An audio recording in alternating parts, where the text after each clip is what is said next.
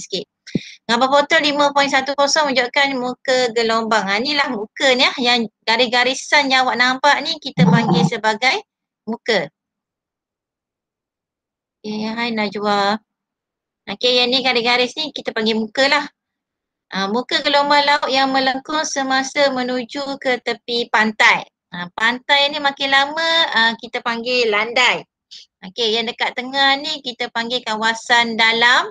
Dekat pantai ni kita panggil kawasan dia dah cetek lah sebab dah ada pasir kat situ berat. Pembiasan gelombang maksud dia ialah perubahan arah perambatan gelombang yang disebabkan oleh perubahan halaju gelombang. Arah perambatan mesti ada kata kunci arah perambatan dan juga perubahan halaju gelombang. Itu maksud dia lah. Apabila gelombang itu merambat dari medium yang ni merambat dari satu medium ke medium yang lain. Medium ke medium lain tu pun mempengaruhi juga dia punya takrifan. Hai Fadia, terima kasih masuk. Apakah kesan pembiasan terhadap ciri-ciri gelombang? Ini adalah kesan pembiasan. Yang pertama dia mesti ada medium, iaitu medium kat sini tumpat dengan kurang tumpat. Kalau kawasan ni kawasan dalam kita panggil kawasan kurang tumpat. Kalau kawasan cetek tu dia kawasan yang tumpat lah. Laju gelombang air dipengaruhi yang pertama oleh kedalaman. Kalau kat tengah tu kita panggil kawasan tu dalam. Laju gelombang bunyi dipengaruhi oleh ketumpatan udara. Dan yang ketiga, laju gelombang cahaya dipengaruhi oleh ketumpatan optik. Ini mengikut perubahan halaju lah bagi medium. Kita ada medium air, medium bunyi, medium cahaya, medium kaca. Itu maksud medium. Medium udara. Mengkaji pembiasan gelombang bagi gelombang sata menggunakan tangki riak. Ni tangki riak, kita isi air kat atas ni. Kita letak kepingan perspek. Bentuk dia macam ni, kepingan perspek tu.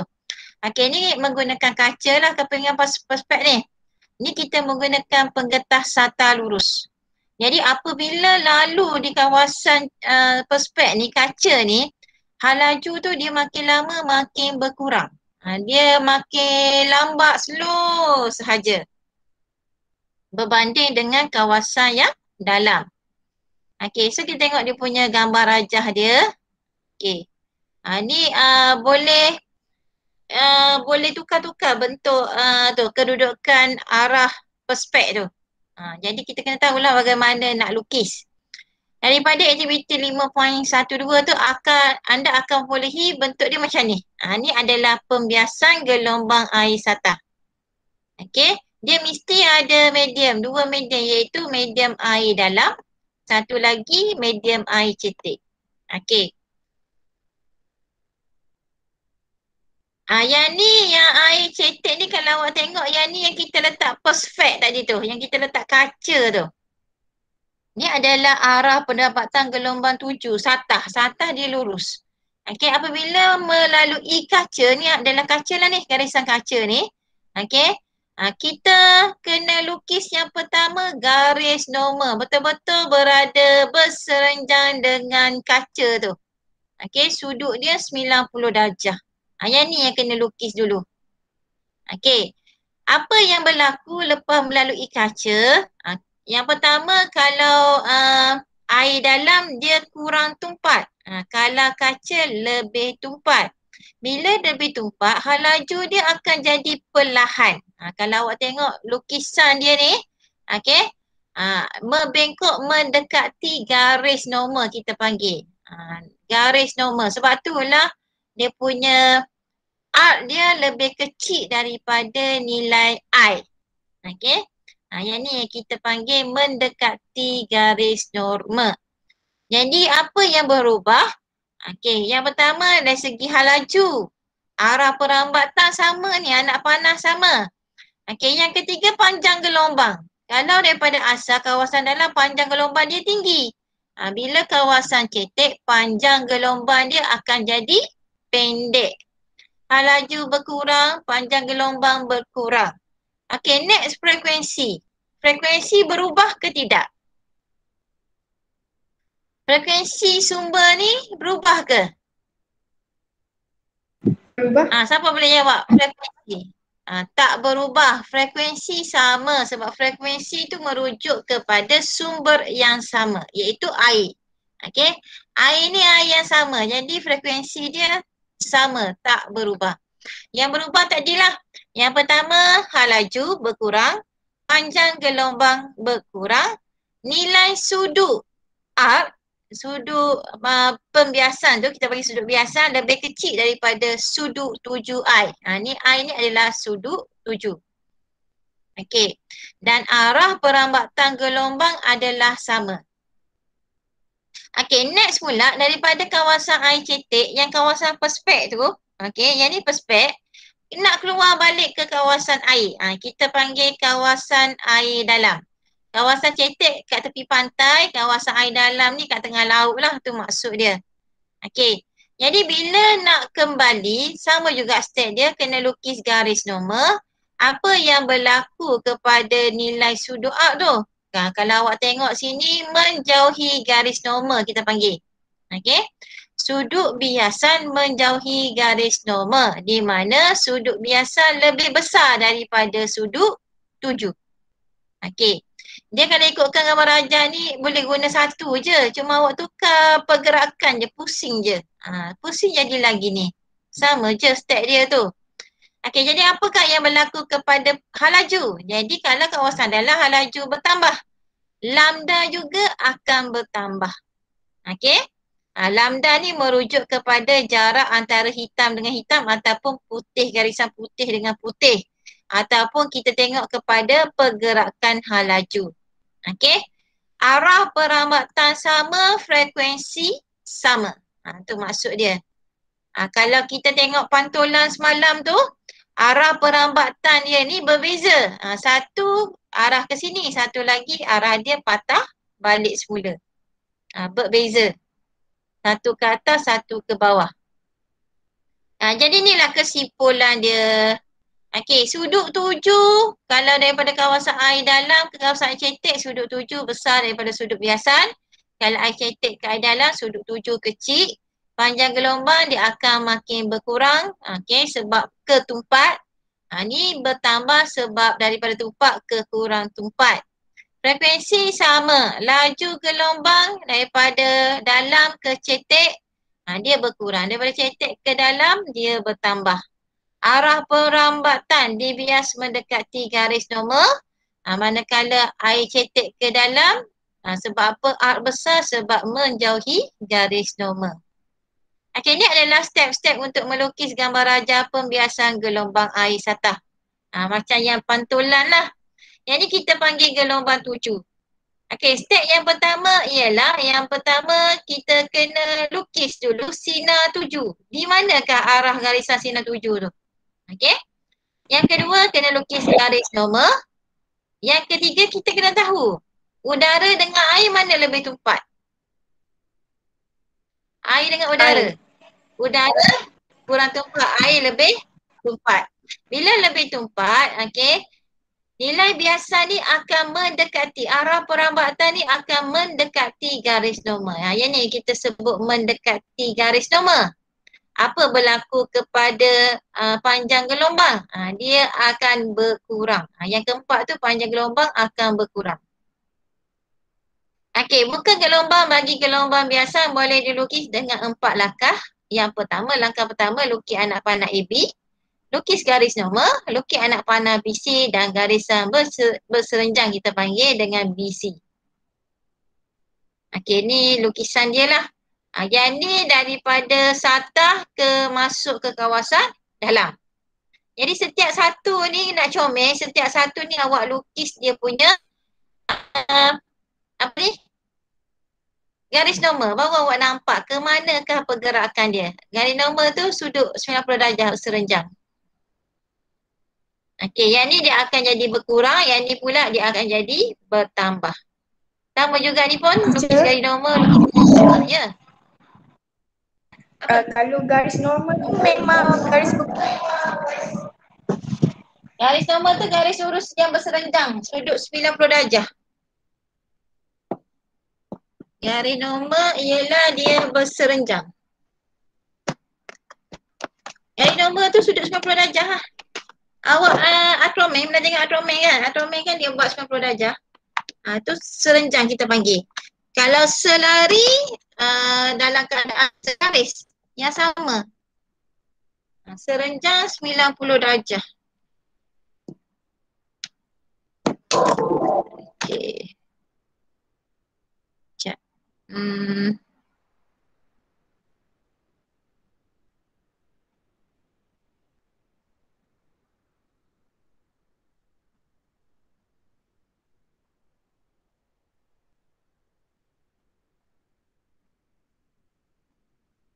Yang ni tak lekat kalau pakai PDF. Teacher kena tukar ke lain dulu.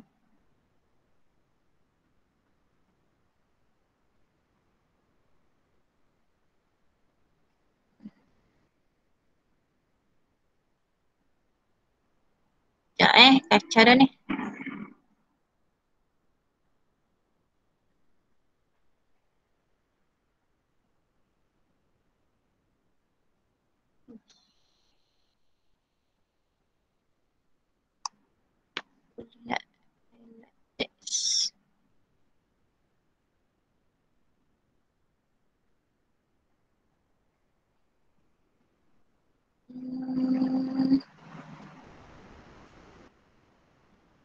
Macam yang ni.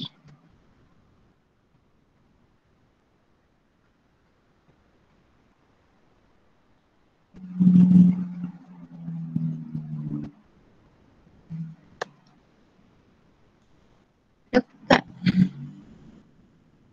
Okey, dia syarat dia kita kena lukis 90 darjah ni berserenjang lah, maksudnya 90 darjah ni. Ni. Garis kat sini. Saya tak detect lah dia punya ni.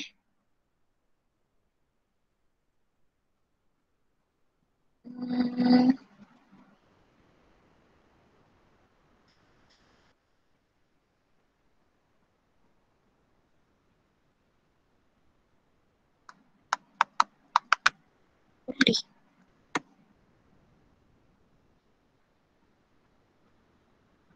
Yalah.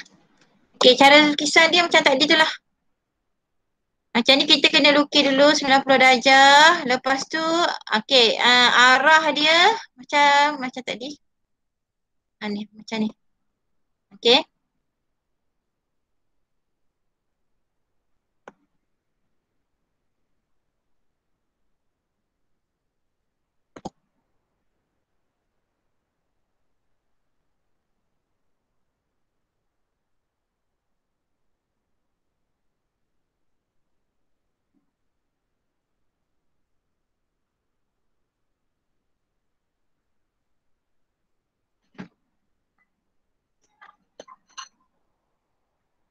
Okey, ni. Yang ni garisan 90 darjah ni bergantung kepada, inilah sudut 90 darjah lah, garis lurus ni panggil serenjang. Okey. Berserenjang. Macam tadi tu, garisan ni kita boleh buat kat mana-mana. Katalah kita sambung garisan ni dekat sini. Jadi kita boleh buat 90 darjah kat sini. Sambung dekat sini lurus ni, sambung dekat paksi ni. Kita boleh buat sudut 90 darjah kat sini. Okey. Bergantung lah. Bergantung pada soalan. Macam soalan ni kita nak lukis 90 darjah. Nak lukis satu pun tak ada masalah. Macam konsep yang atas tadi tu. Kita nak lukis satu dekat tengah-tengah pun tak ada masalah nak lukis satu. Tapi nak faham konsep dia sebab kita nak lukis garisan yang melalui media yang tumpat tu. Okey. Kita tak tahu dia tu bekok ke mana. Betul tak? Okey. Bila kita lukis 90 darjah kat sini, kita lukis 90 darjah kat sini, kita akan tengok pembekokan dia tu mendekati garis normal. Okey. Bila kita buat mendekati garis normal, kita akan nampak lama-lama dia akan bersatu dia punya garisan tu seperti gambar rajah ni. Seperti ni. Kalau ni lukisan ni kita buat 90 darjah, dia akan menjauhi garis normal. Okey. Sama juga menjauhi garis normal. Jadi kita akan nampak garisan yang menjauhi garis normal tu. Tu konsep dia. Boleh faham tak? Nak lukis, kena belajar lukis lah baru nampak. Okey, ini adalah fenomena pembiasan gelombang dalam kehidupan. Okey, oh ni lah. Dah jumpa dah benda tu kat mana. Sekejap, teacher belajar lukis. Patutlah. Okay, teacher screenshot dulu. Mana whiteboard ke? Screen lah.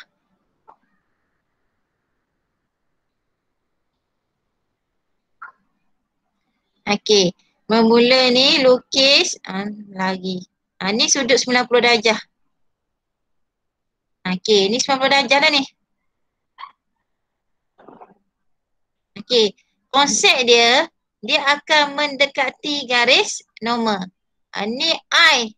Jadi I ni dia makin lama dia makin kecil. Mendekati garis normal. Okey. So kita boleh lukiskan dia punya lukisan dia ni rapat-rapat garisan dia. Jarak mesti samalah. Dalam biasa soalan SPM baru ni kalau jarak ni tak sama dia ni automatik awak hilang satu markah. Mesti sama lebar dia tu. Okey. Sama juga dengan yang bawah ni. Kita nak keluar. Kita pakai dulu teacher screenshot yang bawah ni.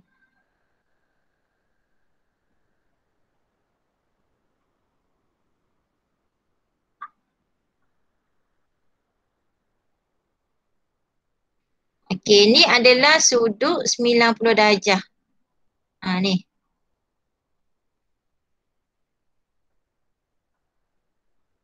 Okey, konsep yang ni pula dia mesti menjauhi garis normal. Okey, jauh. Kena lukis lah menjauhi garis normal. Dan jarak ni yang awak lukis ni mesti sama. Okey, menjauhi garis normal.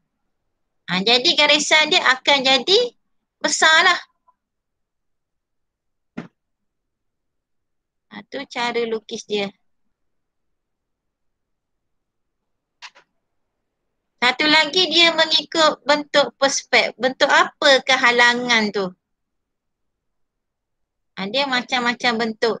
Okey, yang ni pula ialah pembiasan dalam udara panas dan udara sejuk. Lebih kurang bayu juga ni. Pada waktu siang, udara yang berhampiran permukaan bumi adalah lebih panas. Okey, dekat kawasan ni udara dia panas berbanding dengan ke atas.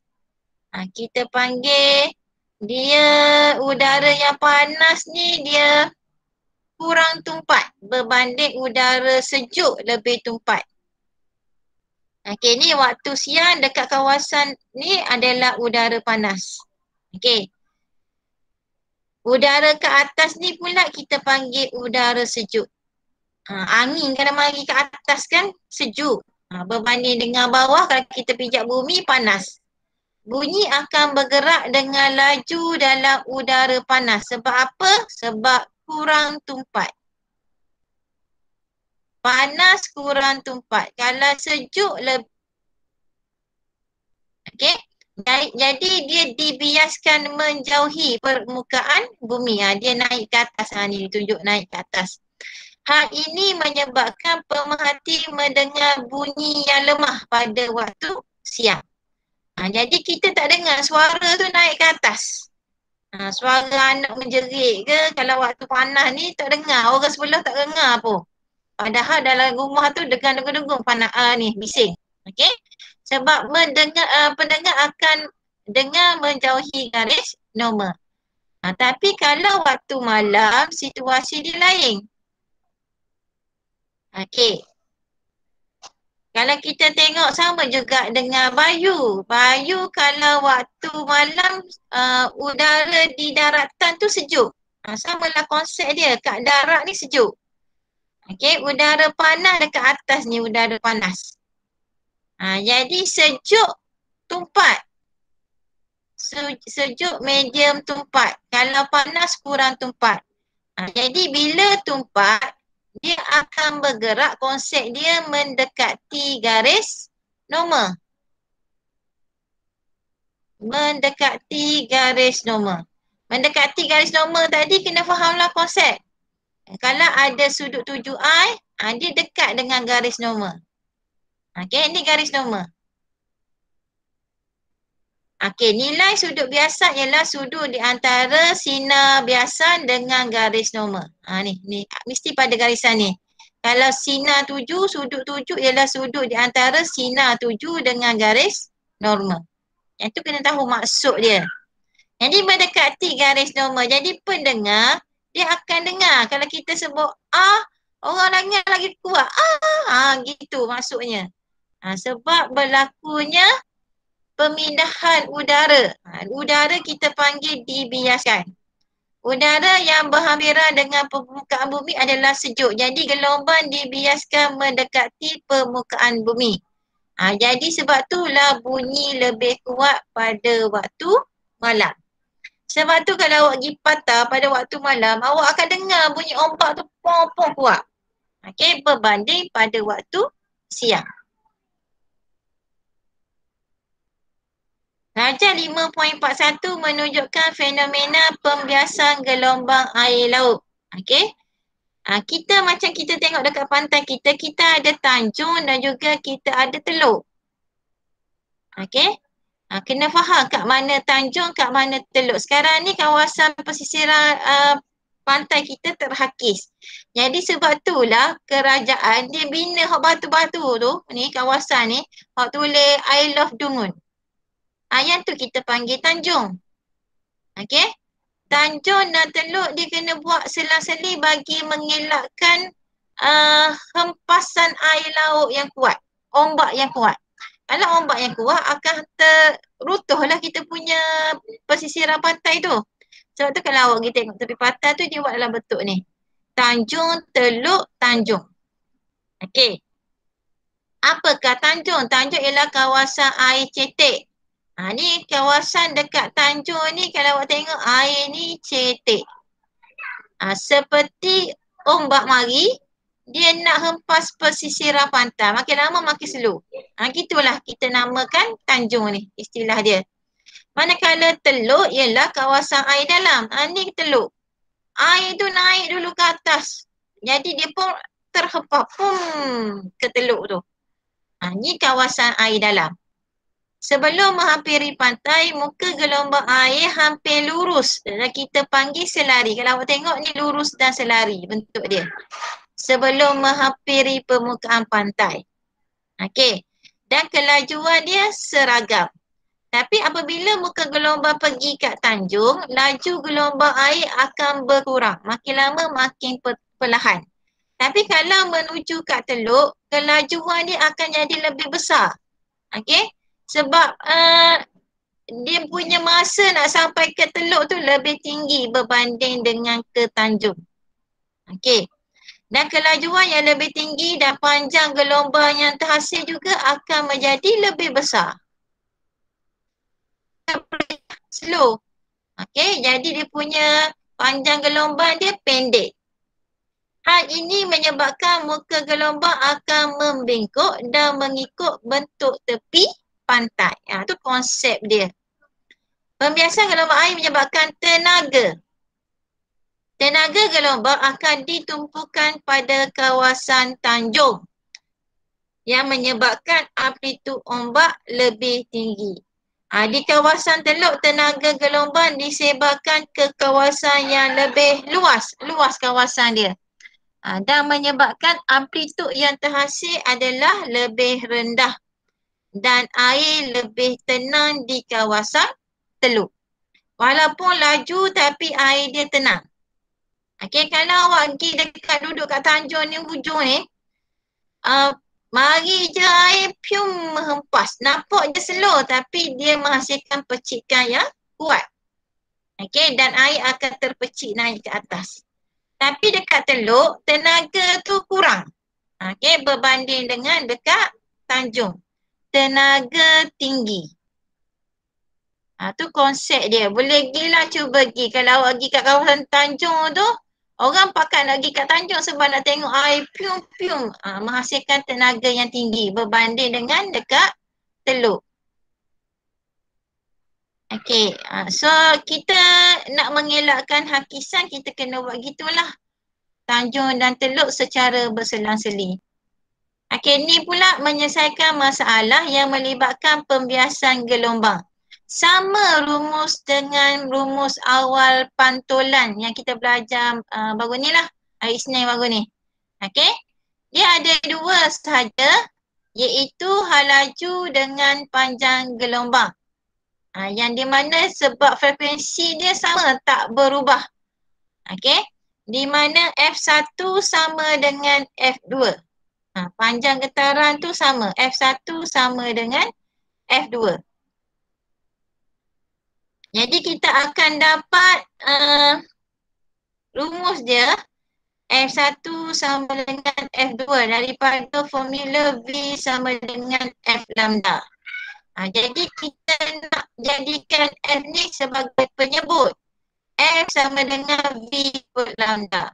Jadi kita ada V1 per lambda 1 sama dengan V2 per lambda 2. Okay. Kita ada persamaan yang ketiga.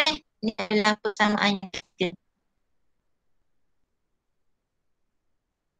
Okay, next adalah contoh. Satu gelombang mempunyai panjang gelombang 2 cm.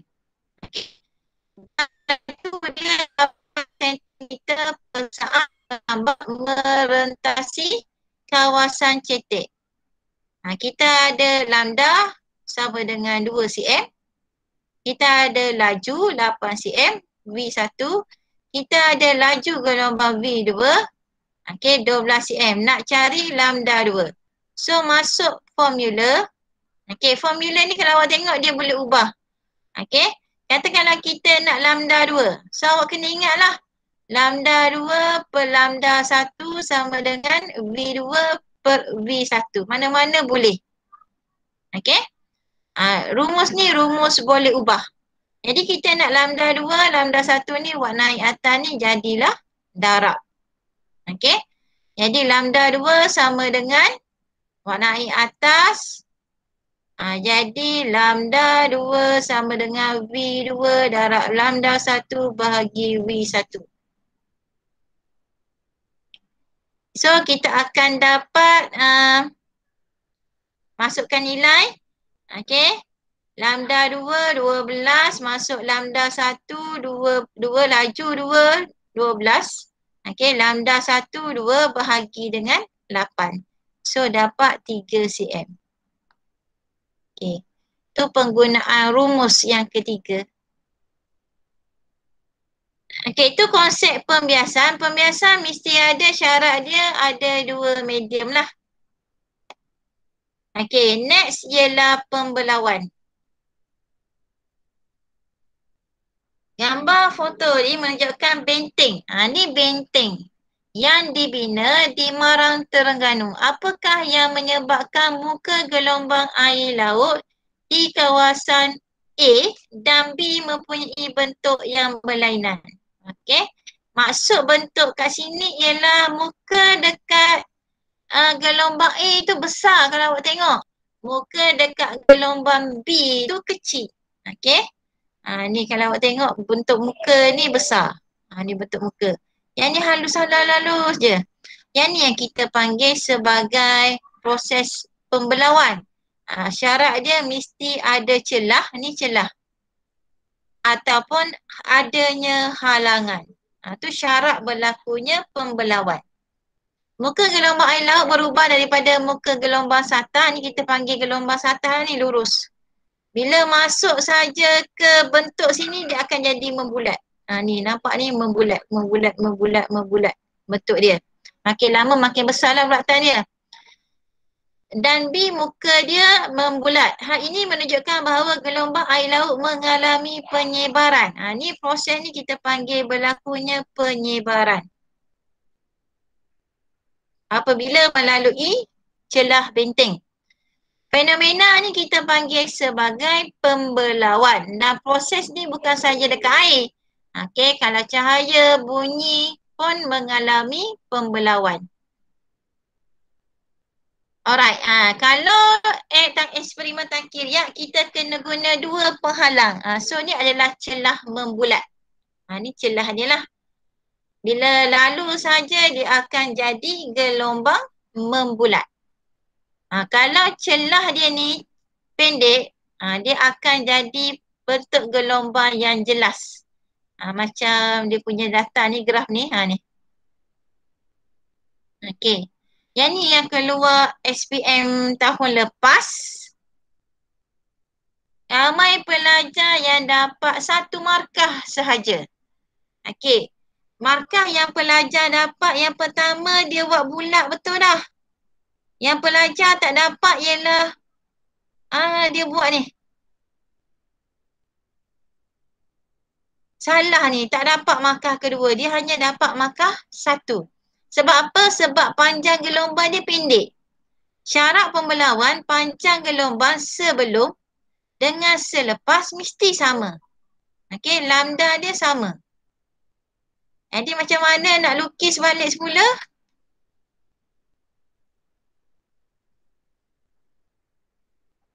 Cuba angkat balik.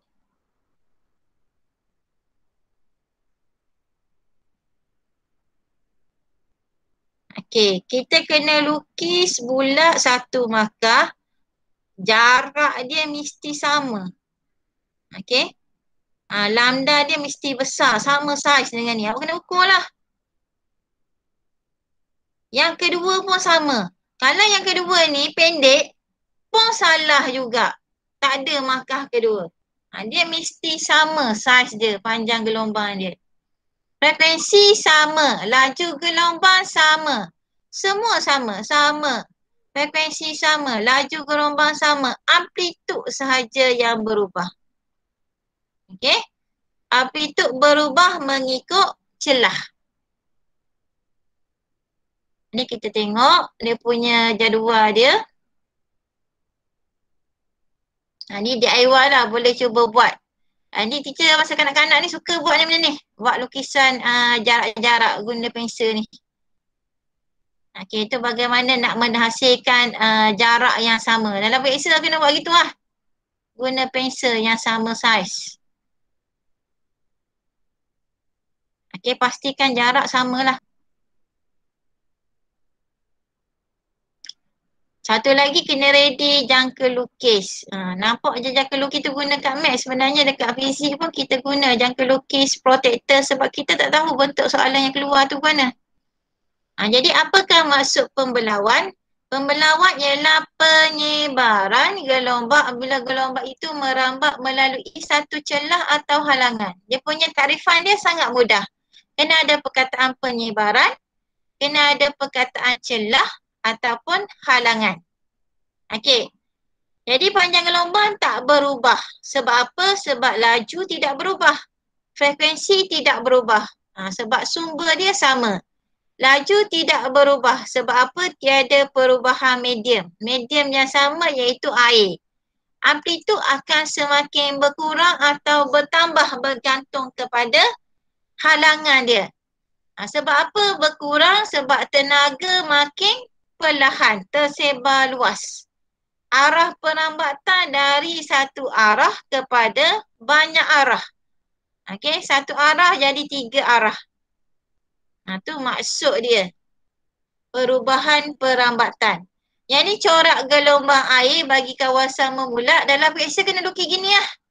Gini yang kita nak 2 markah lukisan dia. Ni adalah corak pembelauan gelombang bunyi. Yang ni adalah gelombang cahaya. Ada ni bulatan dia macam ni tapi tak nampak ni. Kalau awak tengok tenun dia nampak. Tenun ni nampak tak garisan sebelah ni macam ni. Ilusi optik. Kalau awak tenun betul-betul awak akan nampak.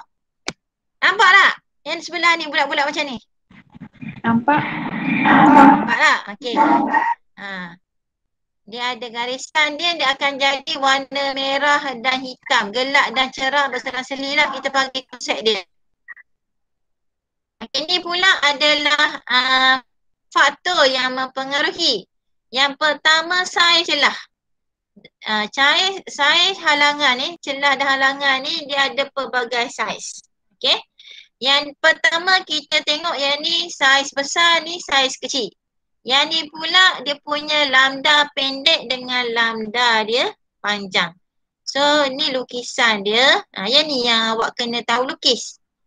Okey, kalau halangan besar kena buat bentuk dulu. Okey.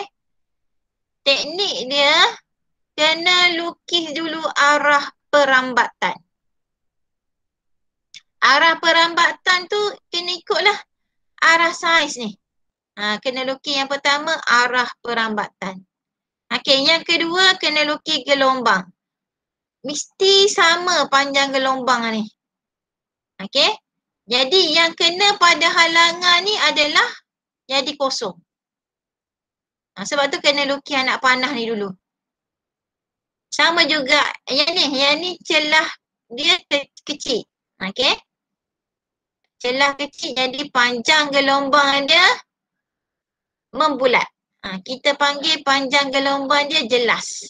Ni celah sempit ni lagi jelas berbanding dengan celah yang besar. Yang ni pula panjang gelombang dia pendek. Okey, jadi makin pendek lah. Yang ni panjang gelombang panjang, yang ni yang keluar SPM tahun lepas. Okey. Jadi membulat dan jelas. Pembelauan gelombang dipengaruhi oleh saiz celah dan juga panjang gelombang. Ada dua saja. Saiz celah dan panjang gelombang. Iaitu saiz lebar, saiz sempit. Kalau lebar kurang ketara, tak comel. Bentuk dia tak comel. Tapi kalau celah sempit kita akan dapat membulat. Kita panggil penyebaran gelombang lebih ketara. Kalau panjang gelombang pendek, sama juga kurang ketara. Kalau bulat tadi, panjang besar tadi, kita panggil dia ketara. Okey, ni pembelauan dalam kehidupan harian kita. Kalau gelombang air ni lah. Contohnya kita buat. Pembelauan gelombang air semasa melalui celah menghasilkan kawasan air tenang yang sesuai untuk persinggahan kapal dan aktiviti rekreasi. Ni celah. Kapal nak lalu kat sini. Okey. Jadi kawasan sini kawasan air yang tenang. Yang ni pula hologram. Hologram yang dihasilkan oleh kesan pembelahan cawa digunakan sebagai tanda keselamatan pada kad bank seperti kad debit dan kad kredit. Ni kita panggil hologram. Bila kita scan je sebenarnya wujud benda ni, ada hologram tu dalam pancaran cahaya. Next, gelombang bunyi. Infrasonik dihasilkan oleh gelombang seperti gajah sebab panjang gelombang dia panjang untuk memudahkan komunikasi antara gajah pada jarak yang jauh. Okey, gajah dia keluarkan bunyi tu nyaring. Macam mana bunyi gajah? Okey. Dan last tajuk pada hari ini ialah interference. So cubalah lukis. Nanti tajuk ni memang banyak lukisan. Okey, ni tajuk akhir interference gelombang. Kita panggil dia yang pertama nak berbentuk ni dia banyak step. Kena faham. Okey. Nak menghasilkan dua bentuk ni. Bentuk ni lepas tu kalau awak tengok dia bertindih.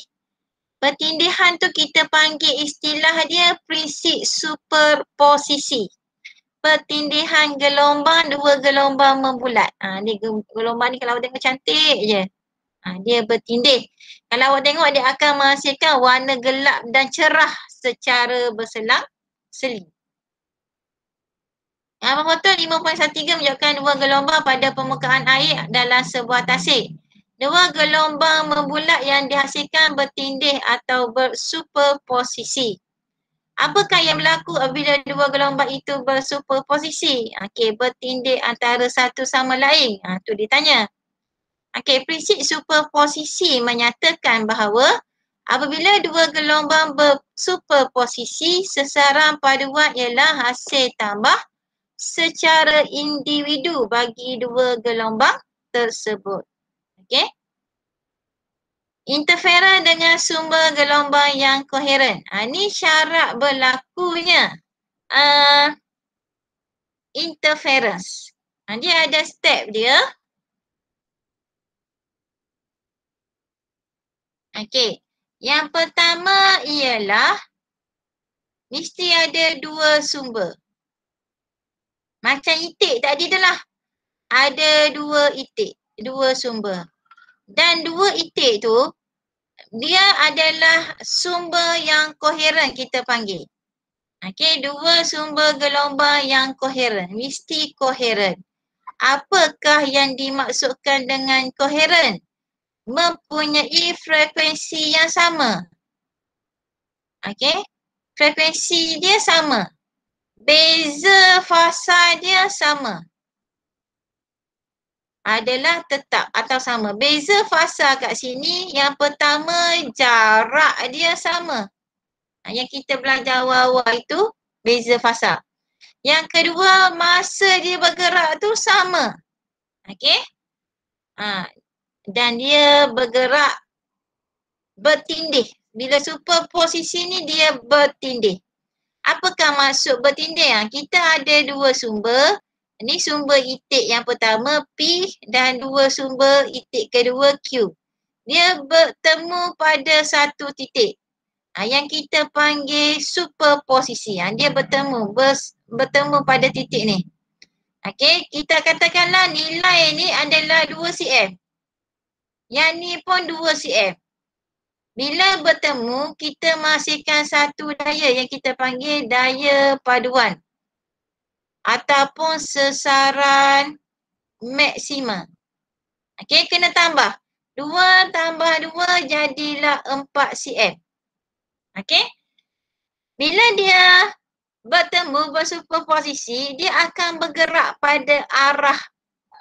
Arah dia kalau awak tengok tak berubah kan? Okey. P arah sana, Q arah sana. Okey. Jadi sesaran paduan tu kita boleh hitung A campur A, jadilah 2A. Sesaran maksima. Pada masa ni kita panggil istilah dekat sini kita panggil sebagai puncak. Okey, yang ni pun kita panggil puncak. Jadi puncak bertemu puncak akan menghasilkan interference membina. Okey?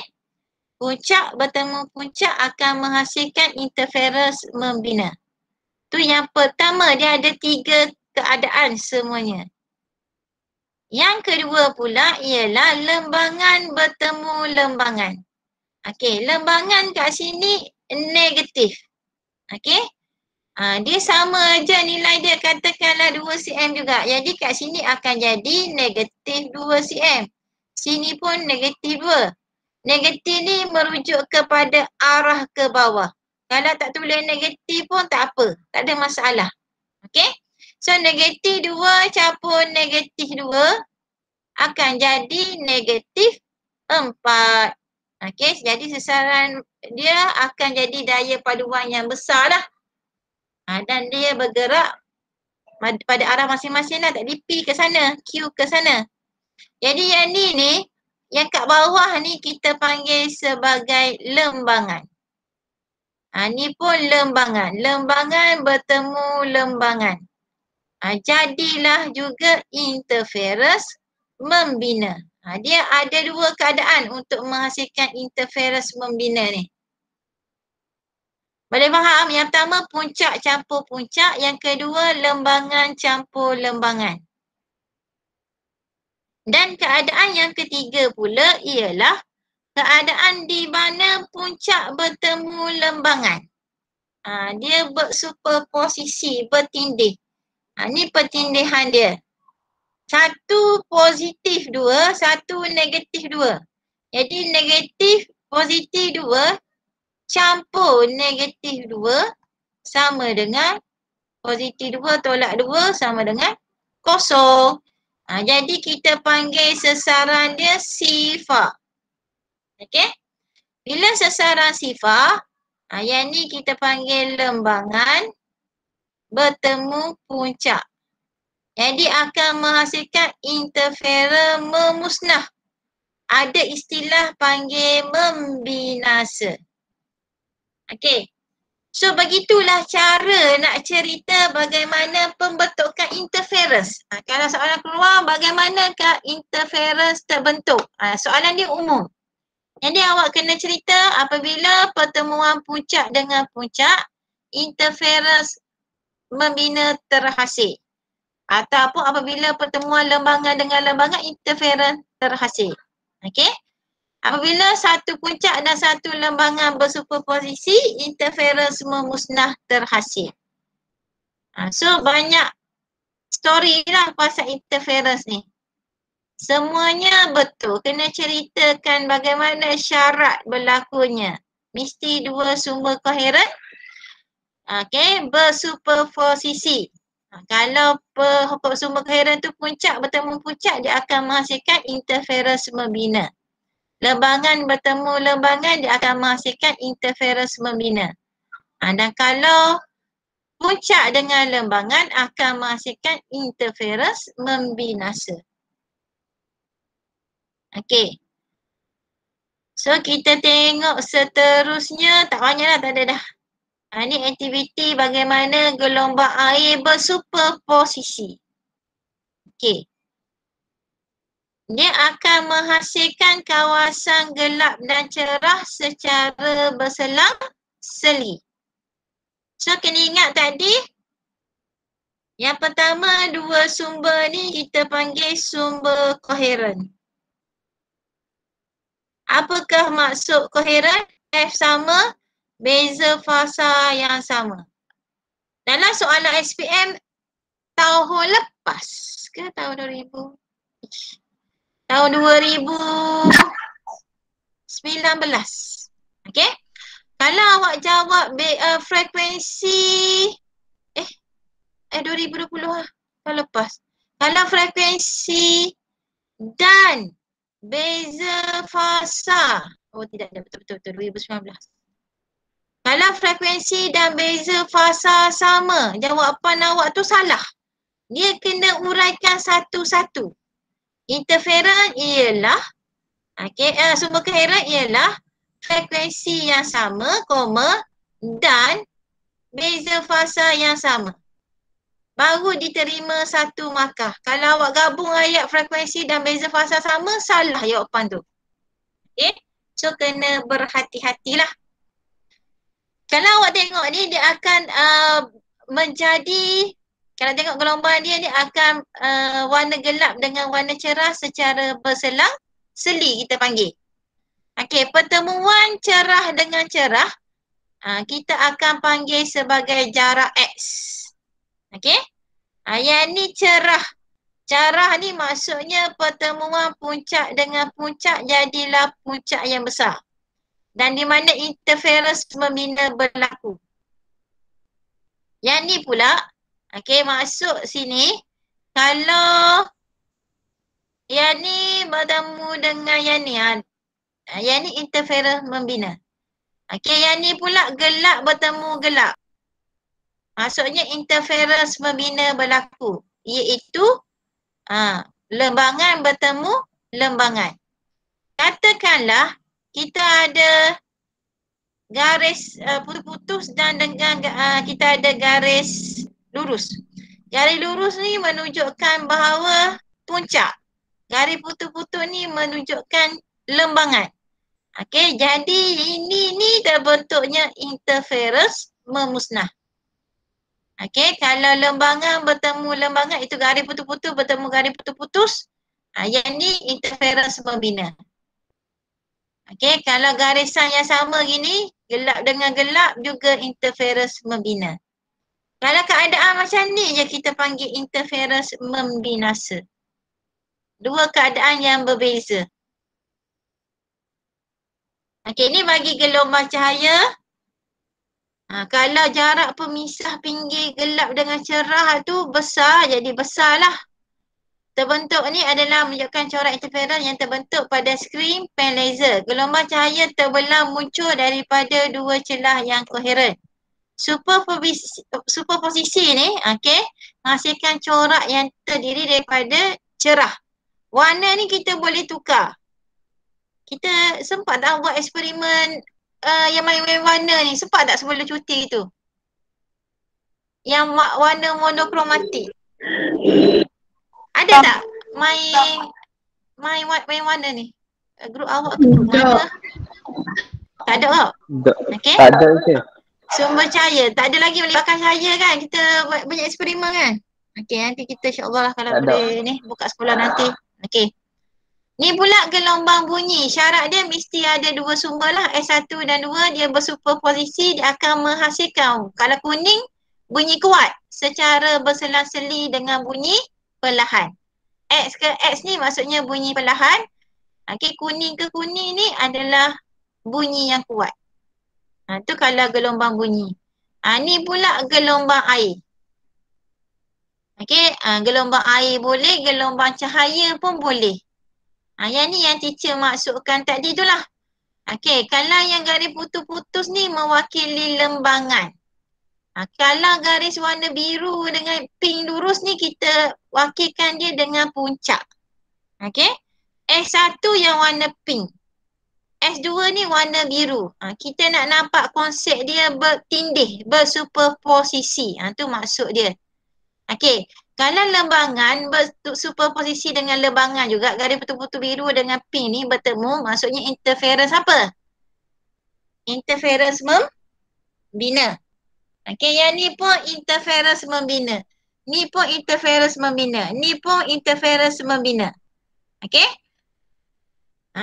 Jadilah kita panggil warna hitam ni titik antinot, iaitu membina. Satu garisan ni kita jadikan, kita akan panggil garisan antinot. Manakala pertemuan lembangan dengan puncak, tak kira lah warna biru ke dengan warna pink ke, mana-mana lah. Kalau awak tengok ni, yang ni garis putu-putu dengan garis lurus warna pink atau garis putu-putu lurus warna biru, mana-mana lah. Yang ni adalah kawasan lembangan. Di mana interference memusnah berlaku. Okay, di mana kalau pangkah, kita pangkah ni maksudnya garis not terhasil. Titik not, jadilah garis not. Okay. Kalau awak tengok sumber dia tu, jarak panjang gelombang tu sama sahaja. Okay, yang terakhir kita kena hitung. Menggunakan rumus lambda sama dengan AX per D. Yang ni awak kena tahu apakah lambda, apakah A, apakah X, apakah D. Lambda panjang gelombang. A itu adalah jarak antara dua sumber koheren.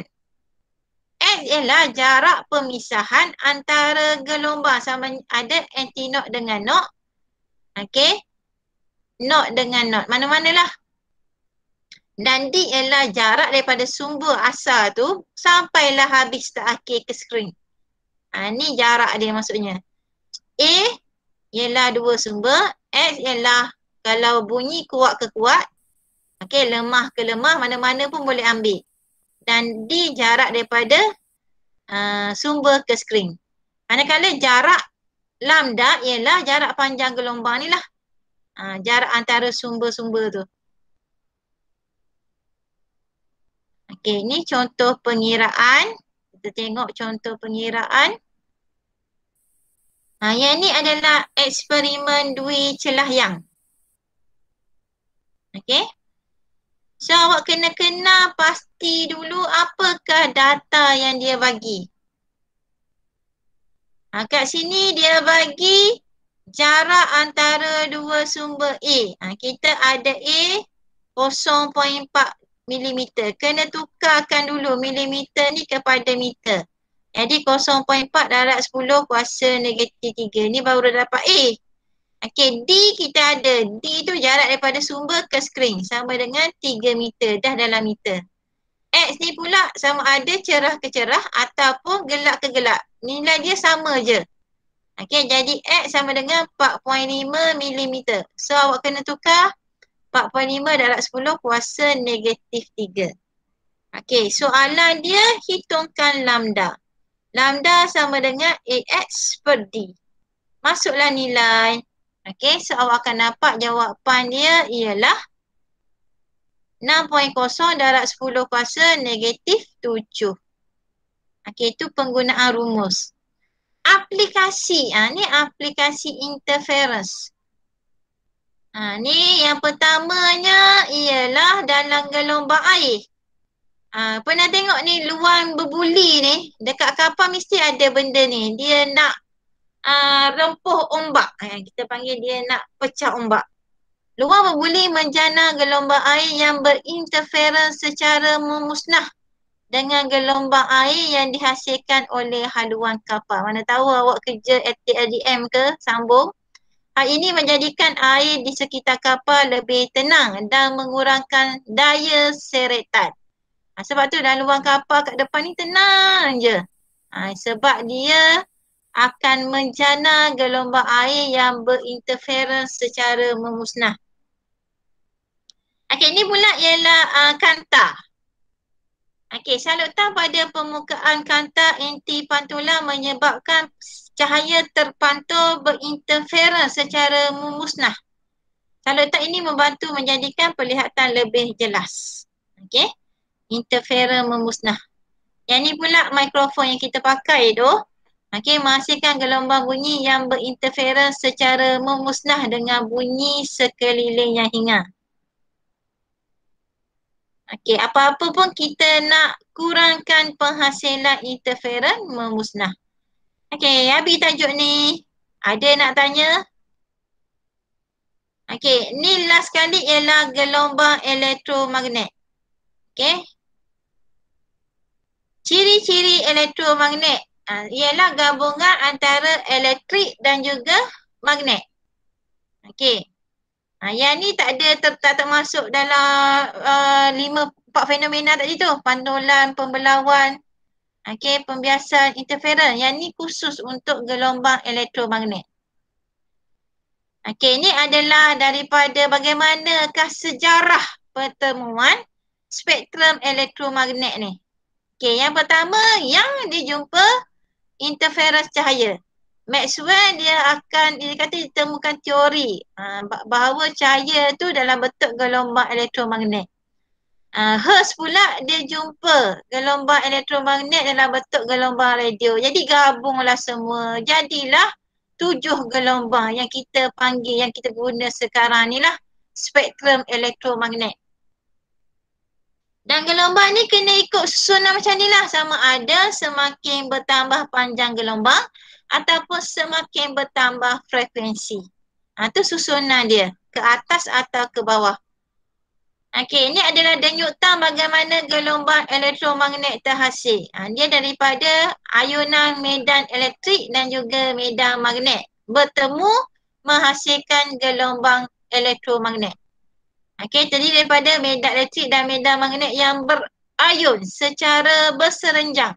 Kalau awak tengok macam atomik lah, sudut 90 darjah secara berserenjang.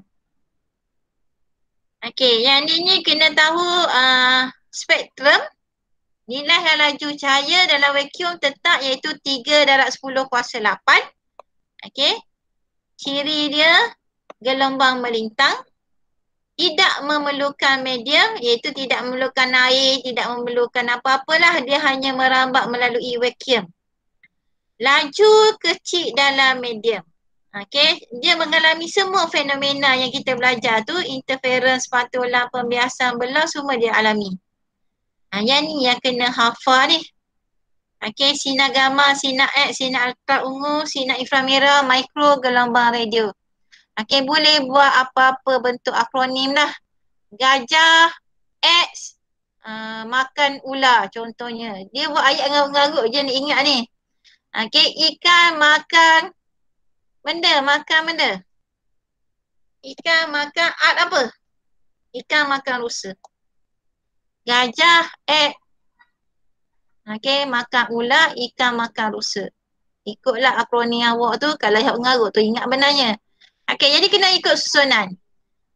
Gamma ni dia mempunyai frekuensi yang tinggi tapi panjang gelombang dia pendek. Semakin lama sini gelombang radio panjang gelombang dia besar tapi frekuensi dia pendek.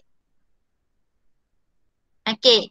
Jadi awak kena hafal gamma, X, ultra ungu, inframerah, mikro dan gelombang radio. Dan juga kena tahu aplikasi dan fungsi dia. Tenaga yang dibawa oleh gelombang elektromagnet berkadar terus dengan frekuensi. Jadi semakin bertambah frekuensi, semakin bertambah tenaga. Ada 7 gelombang semuanya yang perlu awak tahu. Yang tu yang ditemui lah. Yang ni yang pertama dia punya function dia, aplikasi dia. Gelombang radio jarak jauh yang kita pakai sekarang ni. Okay, iaitu penyiaran radio TV tempatan. Komunikasi tanpa wayar seperti Bluetooth, Wi-Fi yang kita guna ni. Okay. Dan dia contoh lainnya mesin gelombang milimeter untuk mengimbas badan di lapangan terbang. Sebenarnya tu bukannya kita guna infrared atau ungu. Tu bag. Yang ni nak imbas kita masuk tu kita gunakan mesin gelombang milimeter menggunakan gelombang radio. Yang ni ketuhar lah. Micro. Okay. Sama juga satelit kita guna komunikasi satelit itu antarabangsa kita guna satelit. Rangkaian telefon bimbit, komunikasi alat elektronik. Net infrared, alat kawalan jauh, ketuhar, pemanggang semuanya gunakan infrared. Okay, next cahaya nampak. Okay, yang ni yang kita nampak, cahaya yang kita tengok daripada matahari lah. Untuk fotografi, fotosintesis, ultra ungu. Yang ni nak yang biasa kita gunakan ialah nak seret alat perubatan, kena guna ultra ungu. Kalau pergi kedai nak sahih kertas 50 riyal selalunya. Kalau awak pergi mana? Ada biasa kedai pasar raya tu. Okay, mana-mana lah. Okay, ada benda tu nak scan wang kertas RM50. Sinar X. Okay, ni X untuk scan mana patah-patah, X-ray, tulang. Dan sinar gamma untuk membunuh sel kanser. Okay, dalam lawatan radioterapi. Okay, tak adalah itu sahaja.